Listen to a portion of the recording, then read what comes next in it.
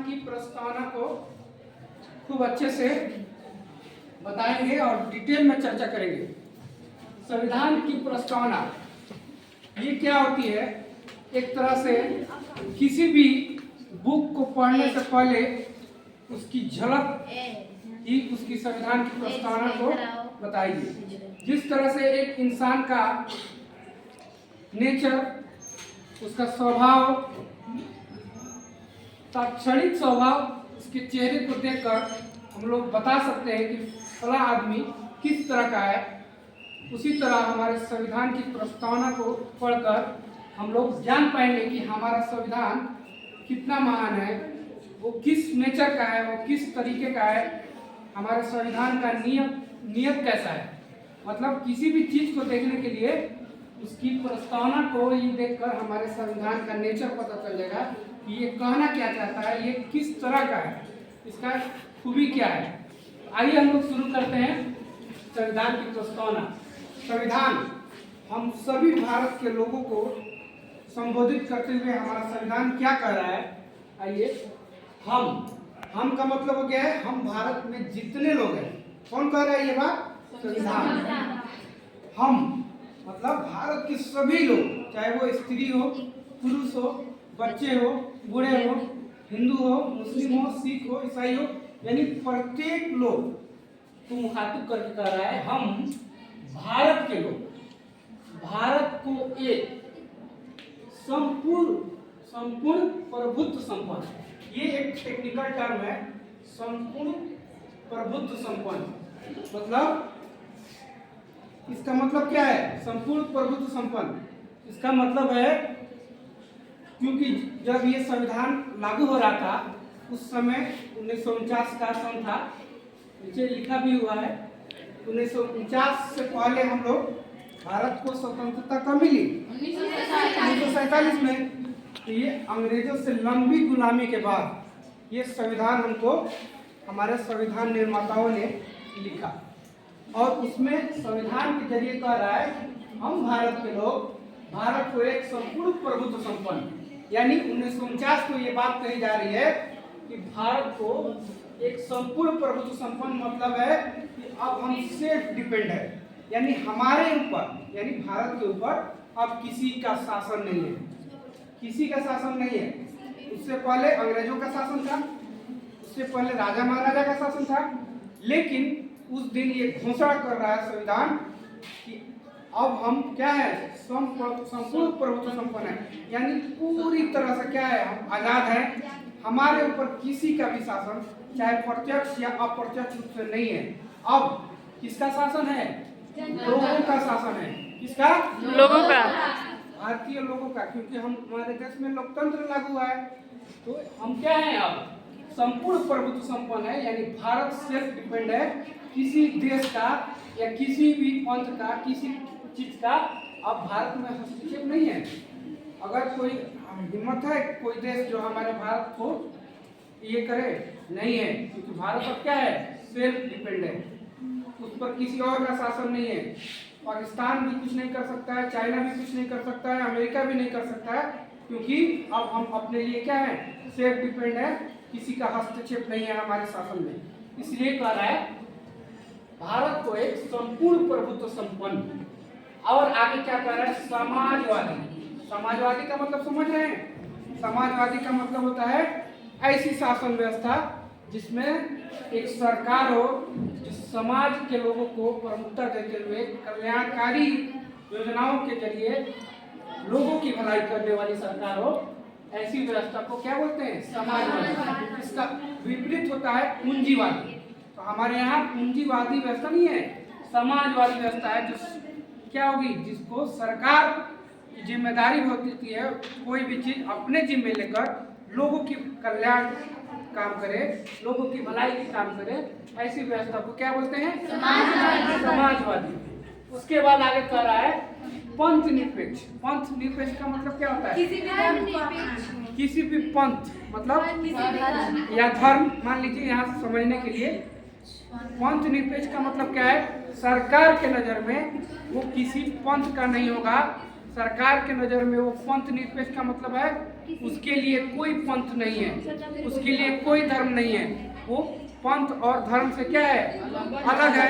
सरकार किसी धर्म को या पंथ को सपोर्ट नहीं करेगी और नहीं, बात नहीं, सरकार किसी भी धर्म को सपोर्ट नहीं करेगी और किसी धर्म को मानने से रोक भी नहीं सकती है ना।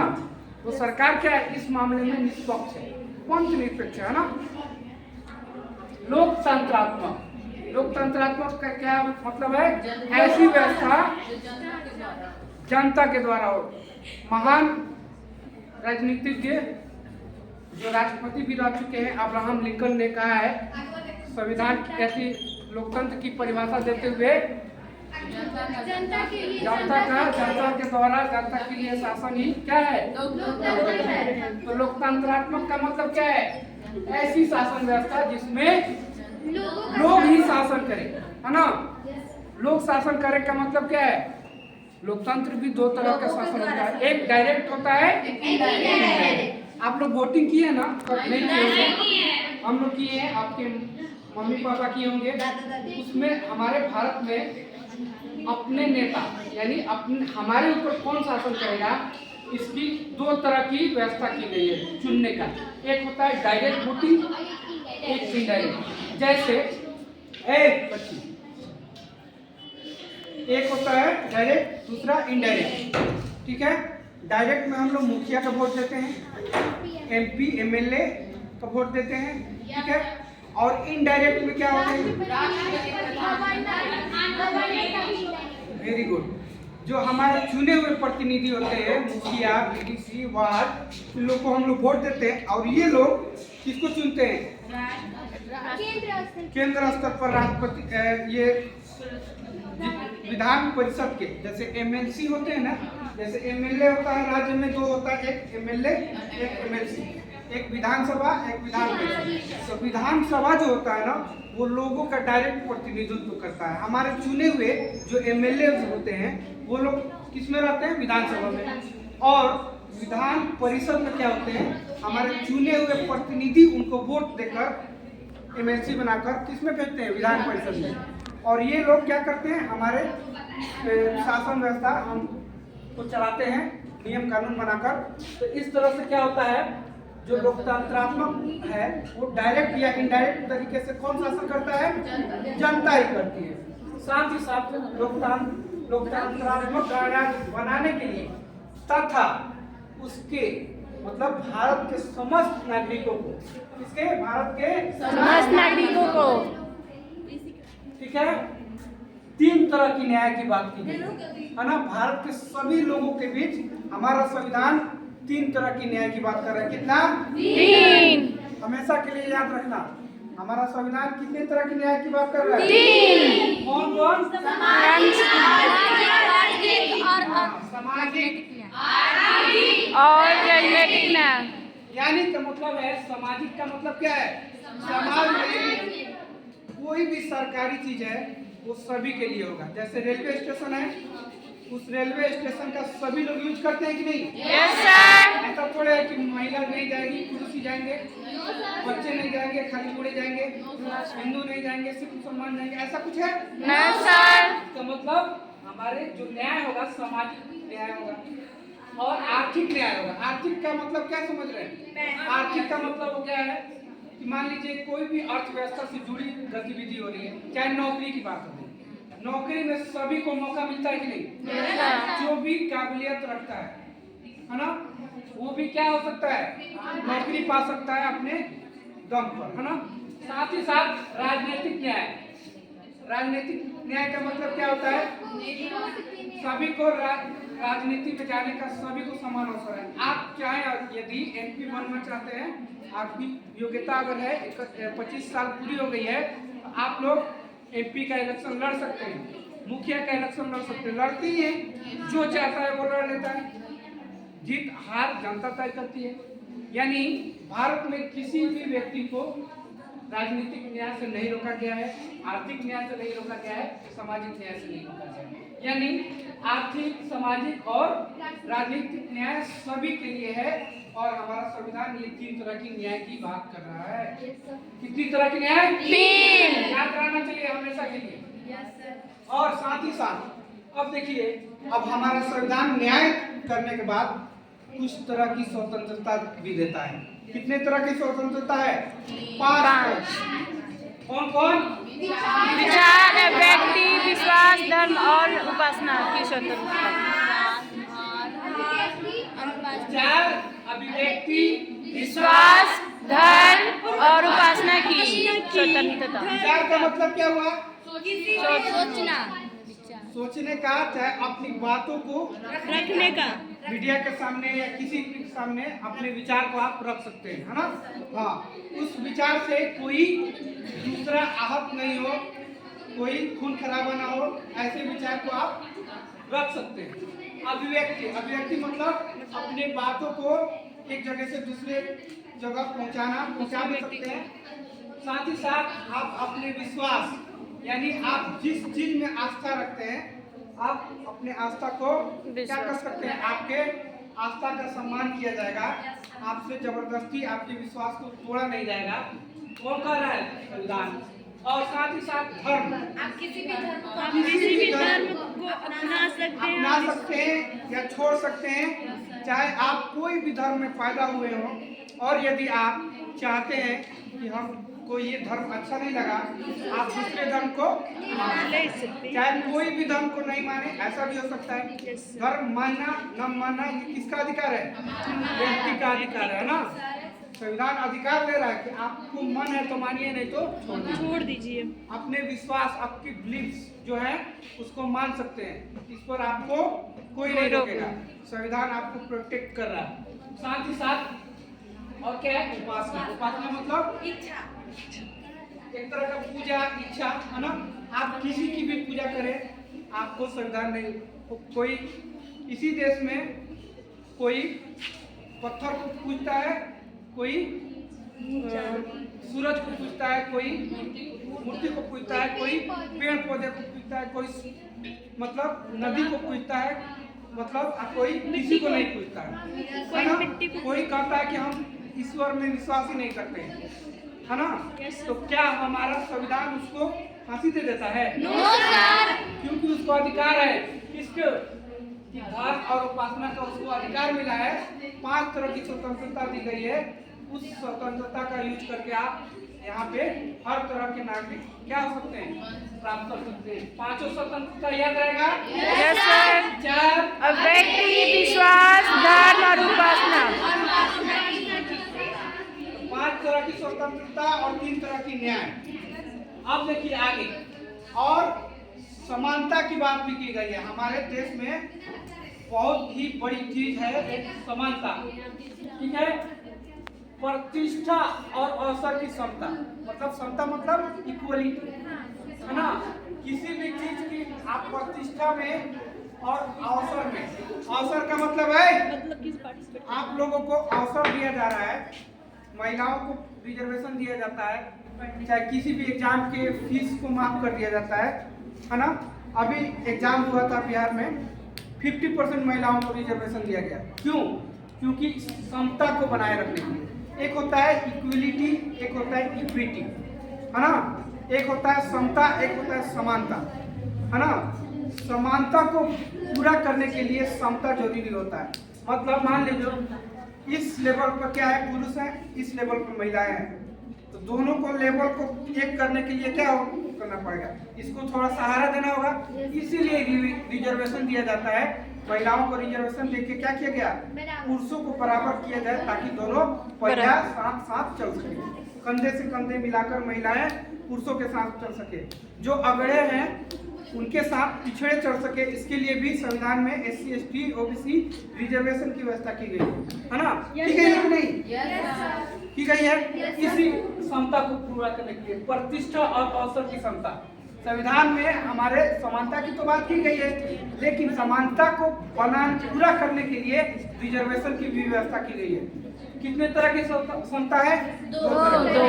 एक प्रतिष्ठा और अवसर की क्षमता। ठीक है, इसको जब संविधान के आर्टिकल पढ़ाया जाएगा, ठीक है, मूल अधिकार में आर्टिकल 15, 16, 14, 15, 16, 17 यही सब है। आप लोगों को बहुत जरूरी है समझना। इसलिए क्षमता कितना है? 2। प्रतिष्ठा और अवसर की क्षमता अब प्राप्त कराने के लिए तथा उन सब में व्यक्ति की गरिमा और राष्ट्र की एकता और अखंडता, राष्ट्र की एकता और अखंडता हमारे संविधान के पूरे संविधान में इस चीज पर जोर दिया गया है। न्याय, समता, स्वतंत्रता के बाद कि हमारे देश की एकता, अखंडता, राष्ट्र की एकता, अखंडता हमेशा बनी रहे, क्योंकि हमारा देश क्या होता है बच्ची? हमारा देश विभिन्नताओं में एकता की बात करता है। यहाँ पे सबसे अधिक धर्म को मानने वाले इस देश में लोग हैं, है ना? सबसे अधिक पंथ को मानने वाले इस देश में लोग हैं। फिर भी भारत चट्टान की तरह क्या है?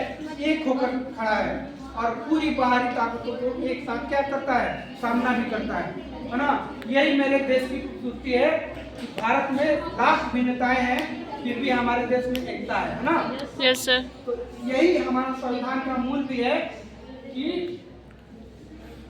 उन सब में यानी भारत के सभी लोगों में व्यक्ति की गरिमा, राष्ट्र की एकता, यानी भारत के सभी लोगों के बीच में अपने राष्ट्र के प्रति क्या हो? राष्ट्र के प्रति प्रेम हो और भारत को एक बनाए रखने के लिए क्या हो? इसके अंदर जज्बा हो, है ना? राष्ट्र की एकता और अखंडता। अखंडता का मतलब एक बनाने, मतलब टुकड़े में नहीं बटे हमारा देश, है ना? हमारा भारत एक बन के रहे, इसके लिए क्या कर रहा है हमारा संविधान? हर जगह कोशिश कर रहा है ना? सुनिश्चित करने वाली बंधुता बढ़ाने के लिए, यानी हमारे देश के सभी लोगों में भाईचारगी का विकास हो, भाईचारगी बढ़े, इस बात को हमारा संविधान क्या कर रहा है? बता रहा है, पूरा कोशिश कर रहा है तथा दृढ़ संकल्प होकर, यानी पूरी निष्ठा के साथ संकल्पित होकर अपने इस संविधान सभा में, यानी जिस दिन ये संविधान लागू हो रहा था, कितने 26 नवंबर 1949 को ये संविधान लागू हो रहा था और उस दिन इस संविधान में सभी लोग शपथ ले रहे थे, जिस तरह हम लोग अपने संविधान की प्रस्तावना में शपथ लेते हैं और पंडित जवाहरलाल नेहरू पढ़ रहे थे और कह रहे हैं दृढ़ संकल्प होकर अपनी इस संविधान सभा में, यानी जो संविधान सभा बनी हुई थी उस संविधान सभा में 8 तारीख 26 नवंबर 1949 को एकता द्वारा इस संविधान को अंगीकृत, मतलब पूरे मन से अंगीकृत करते हैं, यानी कोई भी चीज क्या करते हैं अपना अंगीकृत अधिनियमित, यानी पूरी नियम को पालन करते हुए अधिनियमित करते हैं और आत्मार्पित करते हैं अपने आत्मा की तरह, अपने जैसे मेरे शरीर में क्या है? आत्मा है, उतने भाव से क्या करते हैं? आत्मार्पित, यानी तन मन से, पूरे दिल से, पूरी आत्मा से क्या करते हैं? इस संविधान को अपनाते हैं। उम्मीद करते हैं ये प्रस्तावना आपको समझ में आई होगी। देखिए हमारा ये संविधान ना यूं ही नहीं लिखा गया है, हमारे संविधान के निर्माता में कई लोग थे, है ना? सभी तरह के लोग थे, हिंदू, मुस्लिम, छोटी जाति के, बड़ी जाति के, हर तरह के लोग को संविधान सभा में शामिल किया गया था और हमारे संविधान निर्माताओं ने पूरी दुनिया के संविधान को क्या किया? संभाला, है ना? पूरी दुनिया के संविधान में जितनी खूबियां थी उस खूबियों को लिया और हमारे ऊपर जब अंग्रेजों का शासन था तो वो हमें रेगुलेट करने के लिए तरह तरह के एक्ट लाते थे, उन एक्टों को जमा किया और जितनी अच्छाइयाँ हैं 1935 की भारत शासन अधिनियम की ज़्यादातर बातें को अपने संविधान में लिया गया है।